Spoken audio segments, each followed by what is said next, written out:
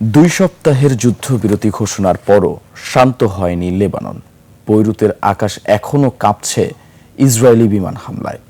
গুড়িয়ে দেয়া হয়েছে একের পর এক বহুতল ভবন। যুদ্ধবিরতি লঙ্ঘনের অভিযোগে হামলা অব্যাহত রেখেছে হিজবুল্লাহ।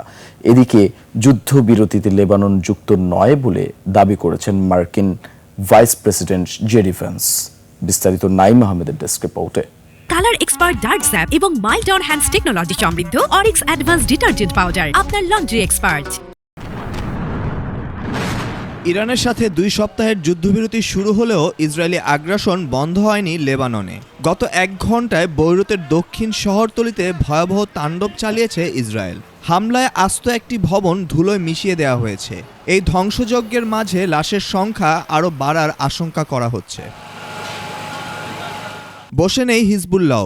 ইসরায়েলের যুদ্ধবিরতি লঙ্ঘনের জবাবে উত্তর ইসরায়েলের মানারা বসতিতে রকেট হামলা চালিয়েছে গোষ্ঠীটি। এক বিবৃতিতে তারা জানিয়েছে মার্কিন ইসরায়েলি আগ্রাসন বন্ধ না হওয়া পর্যন্ত তাদের এই পাল্টা আঘাত চলবেই। এদিকে লেবাননে ইসরায়েলি হামলাকে আন্তর্জাতিক আইনের চরম লঙ্ঘন বলে অভিহিত করেছে সিরিয়া। দেশটির পররাষ্ট্র মন্ত্রণালয় বলছে ইসরায়েল জাতিসংঘের সনদ ও মানবিক আইনকে বৃদ্ধাঙ্গুলি দেখাচ্ছে। অবিলম্বে যুদ্ধবিরতি কার্যকর করার আহ্বান জানিয়েছে জাতিসংঘ সহ বিভিন্ন দেশ। We are worried that any violence in part of the এদিকে মধ্যপ্রাচ্যে সকল যুদ্ধ বন্ধে নিউ ইয়র্কের টাইমস স্কোয়ার ও লন্ডনে হাজার হাজার মানুষ রাস্তায় নেমে এসেছেন। অন্যদিকে মার্কিন ভাইস প্রেসিডেন্ট জেডি ভ্যান্স দাবি করেছেন যুদ্ধবিরতি চুক্তির মধ্যে লেবানন যুক্ত নেই।